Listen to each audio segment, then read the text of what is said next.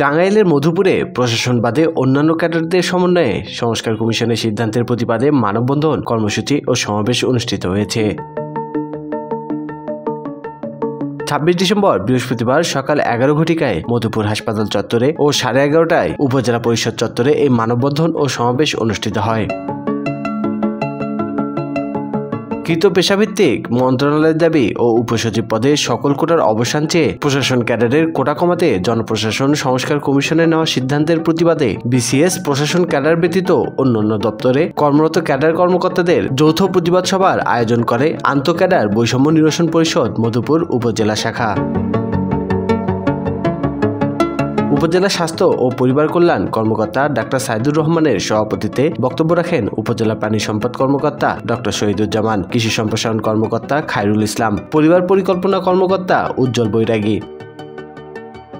সকল ক্যাডারের কর্মকর্তাবৃন্দ তাদের স্ব মন্ত্রণালয়ে কাজ করার সুযোগ পায়, অর্থাৎ যে ক্যাডারের লোকজন যে জ্ঞানে বিশেষায়িত হয়েছে, যে দক্ষতা অর্জন করেছে তার জ্ঞানকে যেন স্ব মন্ত্রণালয়ে কাজে লাগাইতে পারে, সেই উদ্দেশ্যে আমাদের এই মানববন্ধন।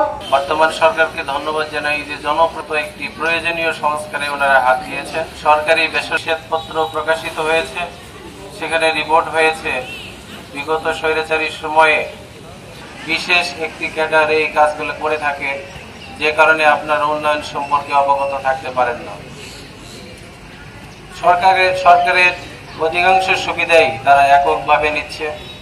আপনারা জানেন, যারা উপসচিব থেকে উপরের পদে প্রশাসন ক্যাডার থাকে, প্রশাসন ক্যাডারে চাকরি করেন, ওনারা 30 লক্ষ টাকা গাড়ি কেনার জন্য পান, এবং সেই গাড়ির কেনার যে টাকা সেখানে তাদেরকে সুদমুক্ত টাকা দেওয়া হয়।